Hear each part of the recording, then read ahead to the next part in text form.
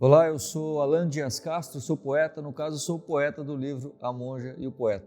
Começo falando uma seguinte frase que está no livro, que é: se tudo que a gente planejou tivesse dado certo, muitos dos nossos melhores momentos não teriam acontecido. Eu considero que sim, esse livro é um dos melhores momentos até aqui da minha carreira, dessa caminhada. Eu fico muito feliz em dividir com vocês mais um passo, onde eu respondo uma pergunta que todo mundo que tem sonhos, todo mundo que quer dividir o que acredita, tenho certeza que já ouviu em algum momento, que é aquela coisa assim: muito legal o teu sonho, muito legal essa vontade, mas o que você vai ganhar com isso?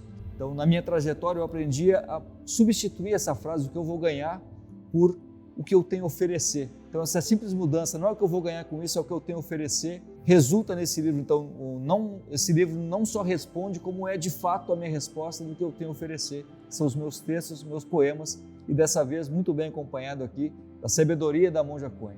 Eu sempre fui um admirador do trabalho da Monja Coen. Como eu falo, eu admiro a simplicidade que ela apresenta no trabalho dela, que eu considero como uma simplicidade difícil de alcançar, né? E quando eu tive o prazer de conhecê-la pessoalmente, foi em 2019, num encontro do Instituto Hermógenes, que a monja foi chamada para fazer uma palestra e eu fui chamado para falar meus poemas. E nesse encontro eu pude perceber que não só na teoria ela usa essa simplicidade, mas também no dia a dia, né? Então eu fiquei ainda mais fã não só da obra, mas como da pessoa, como da figura da monja.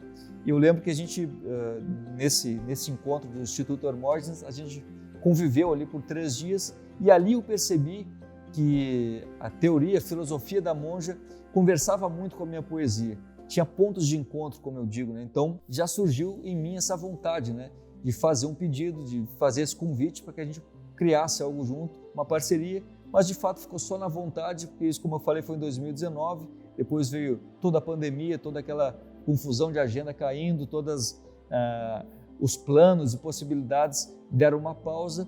E como eu falei, né, se tudo que a gente tivesse planejado, tivesse dado certo, muitos dos melhores momentos não teriam acontecido. Esse convite que eu fiz veio durante a pandemia, ali no começo, onde a gente teve esse tempo para pensar e de fato tirar os sonhos que estavam dormindo na gaveta, né, dar continuidade naqueles objetivos que estavam um pouco esquecidos por falta de tempo, ou enfim, por outras questões, e entrei em contato com a monja.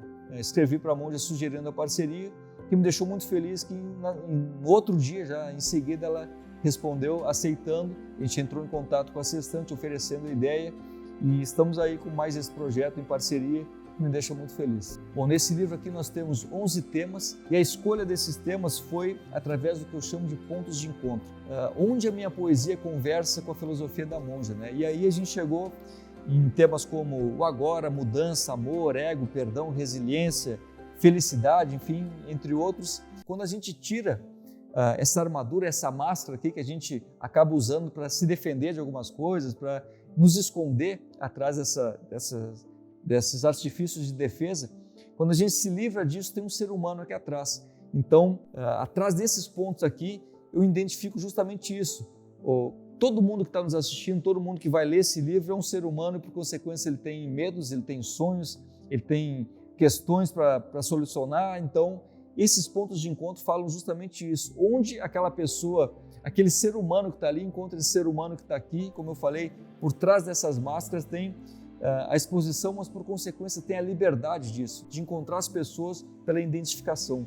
Então, esses pontos vieram com esse objetivo de nos aproximar das pessoas, como eu falei, desmistificar que a gente precisa ser forte o tempo inteiro, que a gente precisa ter resposta para tudo. Então, aqui talvez seja a tal da vulnerabilidade posta em prática através desses temas, desse encontro, como eu falei, da minha poesia com a filosofia da monja. Bom, o que eu acredito que tem em comum entre o budismo e a poesia é que a gente pode trazer a teoria para a nossa vida, né? Eu acho que realmente o diferencial é esse. A gente não está trazendo fórmulas ou receitas de felicidade, pelo contrário, a gente está oferecendo nesse livro o que a gente precisa. E está aí a sinceridade de oferecer o que precisa. O que eu quero dizer com isso? A gente bota em prática, a gente está buscando essa felicidade, buscando esses pontos de encontro, como eu falei, na prática, no dia a dia, na nossa vivência. Então, a teoria da filosofia da monja, os meus textos, as minhas rimas podem ser trazidas para a vida das pessoas e, de fato, então, é o que me faz me sentir vivo, escrever, e é por isso que eu digo que eu ofereço o que preciso, né? Se as pessoas recebem essas palavras e se sentem melhor, eu consigo fechar um ciclo, como eu falei, de oferecer o que eu acredito e, por consequência, o que eu preciso para também me sentir bem. A divisão desse livro foi feita da seguinte forma: nós escolhemos então os 11 temas e a partir deles eu enviava um poema para a monja, dizia o que tinha me inspirado a escrever, em que momento da minha vida eu havia escrito esse poema, e a monja, a partir desse poema, escrevia seu texto a respeito do tema escolhido. E foi muito interessante também poder contar com o ponto de vista da monja a respeito de alguns poemas, como por exemplo o Mar Ensino ou o Papo de Monge que eu trago, que são pontos de vista diferentes, por exemplo, do perdão, como ela traz. O budismo não fala especificamente em perdão, e nesse poema eu falo que a culpa pode estar no outro, mas o perdão está sempre na gente. E ela já traz outro ponto de vista falando no livro aqui, não me perdoe, e ela começa o texto dizendo justamente isso. Então são ideias que se complementam por a gente ter justamente isso em mente, de que respeitar uma ideia não significa sempre concordar com ela, do mesmo jeito que discordar não significa perder o respeito. Depois de cada poema, eu conto em que fase da minha vida eu estava quando escrevi, eu conto o que me inspirou a escrever esse poema, que é uma coisa que muita gente me pergunta, né, de onde vem a inspiração. Aqui eu detalho cada fase, cada momento da minha vida, e foi um mergulho, né? Foi como uma viagem assim, a cada momento, a cada situação.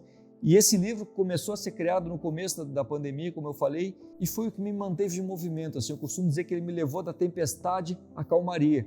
E é essa trajetória que eu divido com vocês, com frases, com textos, com situações muito pessoais, assim, porque eu conto aqui, por exemplo, que eu perdi meu pai e meses depois eu me tornei pai.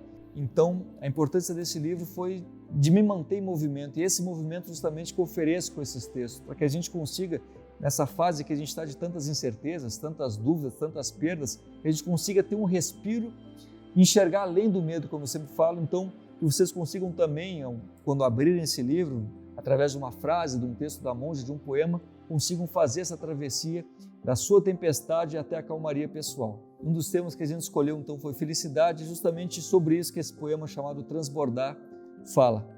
Ele está lá na página 176 e diz assim: quem se incomoda com a felicidade do outro está procurando a sua no lugar errado. Quem está do lado vai parecer sempre mais feliz para o pessimista que prefere ficar parado do que acreditar em uma direção. Mudando esse ponto de vista, se vê que felicidade é sempre uma conquista e nunca competição. Todo sorriso aberto guarda em si algumas cicatrizes, por isso respeitar a dor de alguém é também dar valor a seus momentos mais felizes. Por trás de cada passo conquistado há uma longa caminhada. Só você sabe o quanto chorou para que hoje suas lágrimas tenham um gosto de alma lavada. Felicidade só chega para aquele que foi buscar. Sim, os sorrisos estão no caminho, mas é preciso caminhar. Então respeite e comemore cada conquista, sua e do outro também, porque quando felicidade traz a sensação de não caber em si, você percebe que ninguém é maior do que ninguém. É como se fosse uma fonte que só seca se você não regar. Não é porque os outros estão regando a deles que a sua vai secar. Feliz daquele que sorri com a alegria do outro, porque aprendeu a transbordar. Um dos temas que a gente escolheu também foi a diferença entre ser e ter. Eu comento no livro que ninguém tira o que a gente é, e vem daí a tranquilidade, onde a gente para de competir, como a monja fala, né? A gente pensa em agregar, não em competir. Então, somando essas forças, a gente vê que respeito, é possível se manter o respeito, né? Mesmo fora do ambiente de trabalho, fora do horário, porque, como eu digo, valorizar alguém não significa perguntar o salário. E tem um poema aqui chamado Professor Analfabeto que trata justamente da diferença entre ser e ter. O Professor Analfabeto, página 49 do livro A Monja e o Poeta. As pessoas que confundem o que elas são com o que têm, quando perdem seu cargo, se despedem de quem? De quem nunca foram na realidade, porque não existe hierarquia que diminua a nossa personalidade quando a gente se dá conta que atrás do crachá é que está a nossa identidade. E ninguém tira o que você é. E sempre que eu vejo alguém se sentindo superior, lembro de um senhor analfabeto que era chamado de professor. Ele era muito respeitado mesmo sem ter instrução, mas por ser dotado de imensa sabedoria.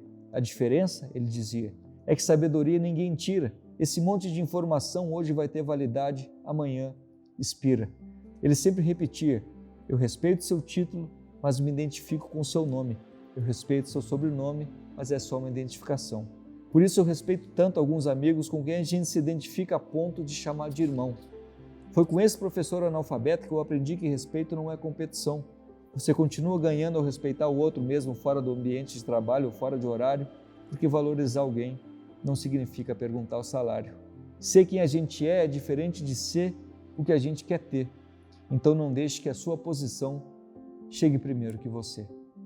Um dos temas que a gente aborda aqui é o amor, né? Que vai além dessa expectativa de que o outro haja da maneira que a gente espera, né? Então, a monja traz um pensamento muito interessante aqui, que ela fala que amor é transformação, é aceitar o outro assim como é e não querer transformá-lo em quem você quer que seja.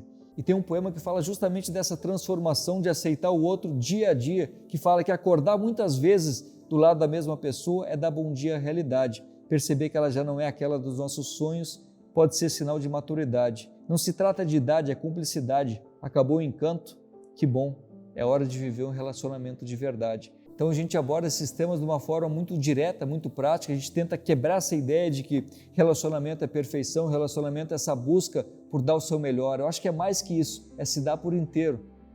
O meu desejo com esse livro é que ele seja o abraço que nos espera depois do medo. Enquanto a gente escreveu, os encontros ainda estavam em quarentena, então que cada pessoa que tem acesso a uma frase, um poema, um ensinamento da monja, receba então nesses tempos de tanta incerteza, tantas dúvidas, algumas perdas, receba esse nosso abraço em forma de poesia, esse respiro, né, nessa fase tão complicada que a gente está vivendo. Então, entre frases, histórias, poemas, momentos muito pessoais, como eu falei, dessa travessia que eu fiz da tempestade à calmaria, que eu perdi meu pai, me tornei pai, o que eu aprendi com esse livro foi ver na finitude uma possibilidade, a possibilidade de ver que estar vivo é um privilégio, né? Que a gente pode então viver o que a gente acredita, que a gente pode dividir com as pessoas enquanto elas estão aqui, aproveitar essa oportunidade que cada dia nos dá. Então estar vivo é um privilégio, é isso que eu divido com vocês, essa possibilidade de perceber que se a vida é um mergulho profundo, vamos mergulhar. Dizem que existe dois tipos de pessoa, as que viveram e erraram muito e as que não. Não erraram? Não viveram. Quando o medo de errar é maior do que a vontade, ceder esse sentimento é matar uma oportunidade. De oportunidade perdida, a gente morre antes da própria morte, em vida. Tem aquela história de que um homem na areia, olhando de longe um pescador, avaliando suas atitudes, julgando seu desempenho, esperou ele se aproximar e falou: se eu tivesse no seu lugar, faria diferente. Se eu te ensinasse, você aprendia, mas você não está pronto, seu equipamento não é apropriado. Daqui da areia dá para ver, você está fazendo tudo errado. Mas o pescador gostava era do mar. Ele agradeceu e não respondeu porque já sabia. Dar opinião do lado de fora é como jogar a rede na teoria. Vai cheia de razão, na realidade, volta vazia.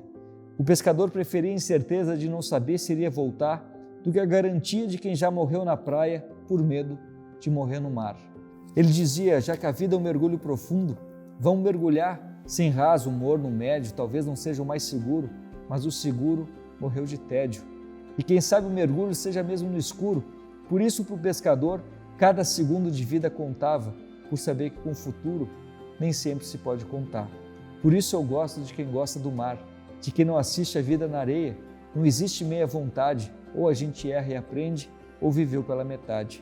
Não deixe o medo te afogar. Vão mergulhar.